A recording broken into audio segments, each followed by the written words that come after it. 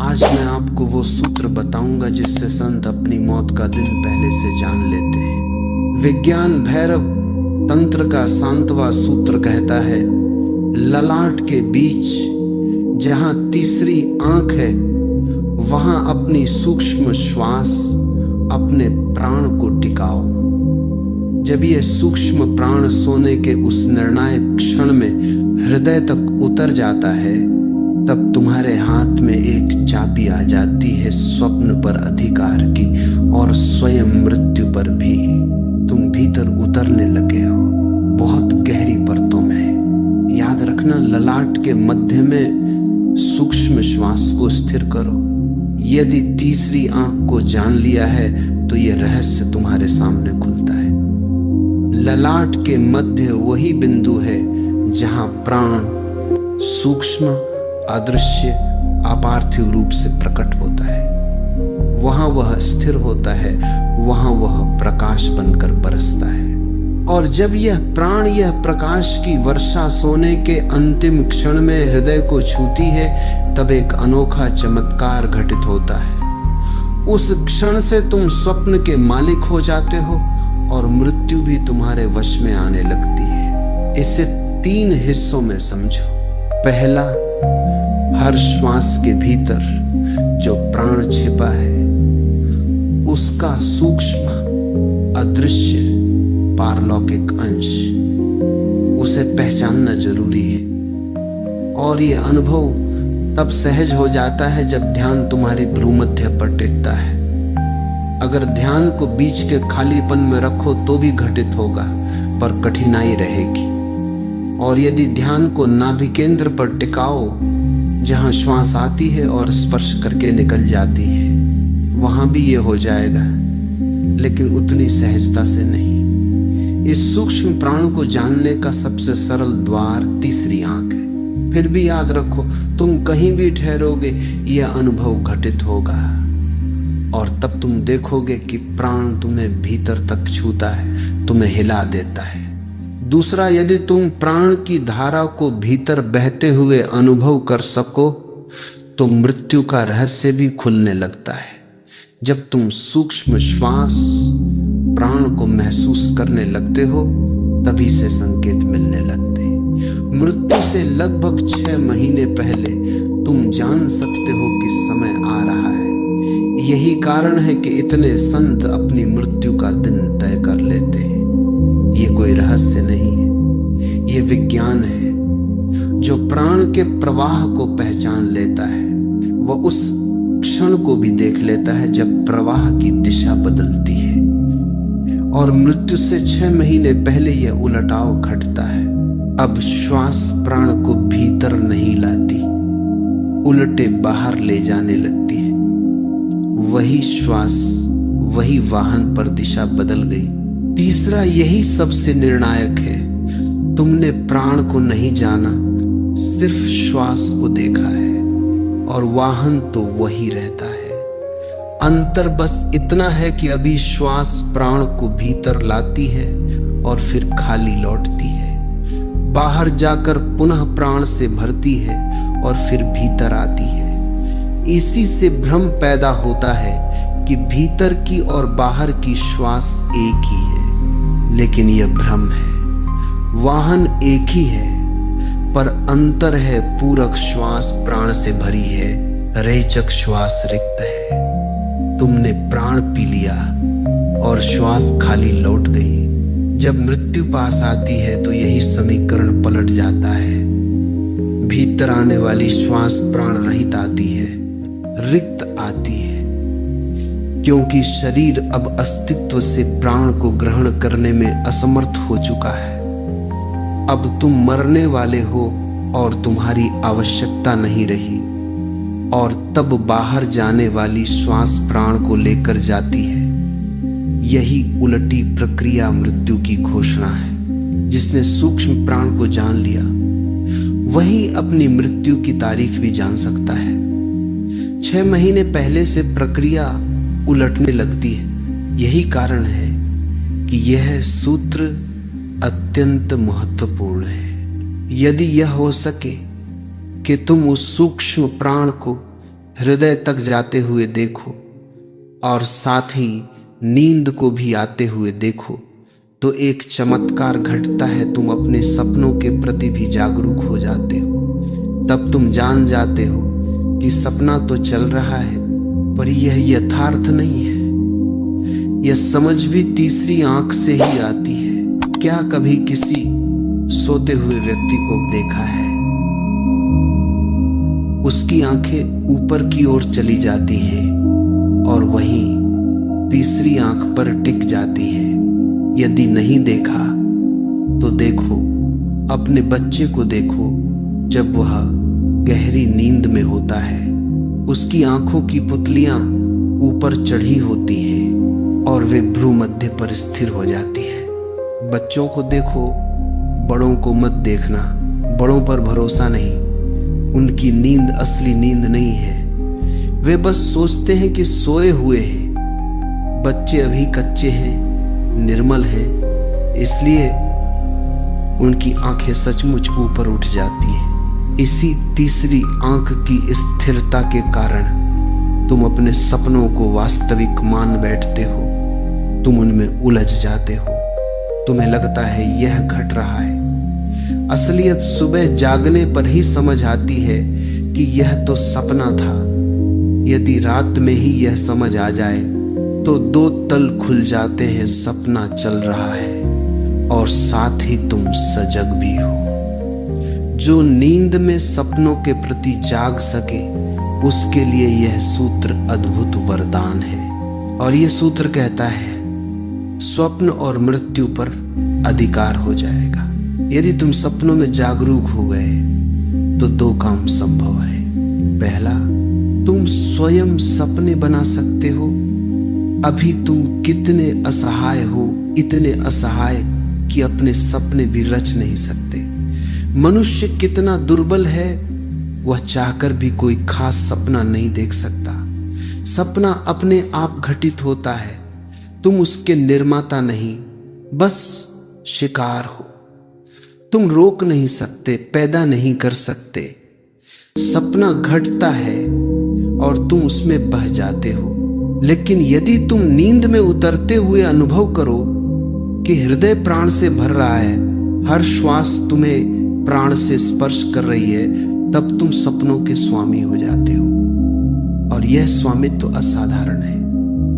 अब तुम जो भी सपना देखना चाहो देख सकते हो। सोते समय कह दो, मैं अमुक सपना देखना चाहता हूं, और वह सपना तुम्हारे मन में प्रकट हो जाएगा। पर सवाल उठता है, अपने सपनों के मालिक बनने का क्या प्रयोजन है? क्या यह निरर्थक नहीं? नहीं, निरर्थक नहीं। एक बार तुम सपनों पर अधिकार पालो तो धीरे धीरे सपनों की जरूरत ही समाप्त हो जाती है। तब वे स्वयं बंद हो जाते हैं। और जब सपने नहीं रहते तब नींद का स्वरूप बदल जाता है। वह गुणधर्म वही हो जाता है जो मृत्यु का है। मृत्यु गहन नींद है। और यदि तुम्हारी नींद मृत्यु जैसी गहरी हो जाए तो इसका अर्थ है कि सपनों से मुक्ति मिल गई। सपने ही नींद को सतही बनाए रखते हैं। वे तुम्हें सतह पर भटकाते हैं। सपनों में उलझकर तुम गहराई में उतर ही नहीं पाते। और जब सपने नहीं रहते तब तुम नींद के महासागर में गहरे तक डूब जाते हो। वही मृत्यु है। इसीलिए भारत ने कहा है, नींद छोटी मृत्यु है और मृत्यु बड़ी नींद। गुण में कोई अंतर नहीं। हर रात तुम थक कर सो जाते हो, सुबह उठते हो तो ऊर्जा लौट आती है, जीवन लौट आता है जैसे नया जन्म मिला हो। और जब जीवन के 70-80 बरस बीत जाते हैं तब थकान इतनी गहरी हो जाती है कि छोटी नींद काफी नहीं रहती। तब बड़ी नींद की जरूरत होती है मृत्यु। और मृत्यु के बाद तुम एक नए शरीर के साथ पुनर्जन्म लेते हो। और यदि तुम स्वप्न शून्य नींद को जान लो, उसमें सचेत होकर रह सको, तो मृत्यु का भय ही मिट जाता है। तब मृत्यु असंभव लगती है। कल ही मैंने कहा था मृत्यु ही निश्चित है, और आज कहता हूं मृत्यु असंभव है, क्योंकि वास्तव में कोई कभी मरा ही नहीं है। अस्तित्व स्वयं जीवन है, जीवन बार बार जन्म लेता है। बस मृत्यु इतनी गहरी नींद है कि पुरानी पहचान मिट जाती है, स्मृतियां धुल जाती हैं। मृत्यु केवल एक गैप है, पुराना मिट गया, नया जन्म सामने खड़ा है। इस सूत्र का संदेश है, ललाट के मध्य सूक्ष्म श्वास को टिकाओ। जब सोने के क्षण वह हृदय तक पहुंचेगा, तब स्वप्न और मृत्यु पर अधिकार हो जाएगा। लेकिन याद रखना, यह साधना केवल सोते समय ही करनी है, दिन में, अन्य समय में नहीं। जब तुम नींद की दहलीज पर उतर रहे हो, वही सही समय है। तुम धीरे धीरे नींद में डूब रहे हो, चेतना धुंधली पड़ रही है। बस थोड़ी ही देर में तुम अचेत हो जाओगे। उस अचेत होने से पहले तुम्हारी श्वास और उसके सूक्ष्म अंश प्राण के प्रति सजग हो जाओ। अनुभव करो कि वह प्राण हृदय तक जा रहा है, हृदय तक उतर रहा है।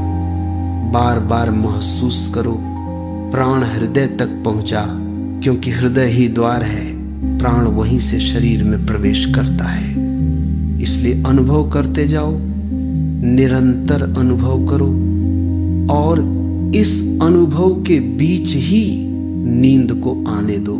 नींद को रोकना मत, उसे सहज आने दो। बस सजग बने रहो और नींद को तुम्हें घेर लेने दो। इसे जरा अलग ढंग से सोचो।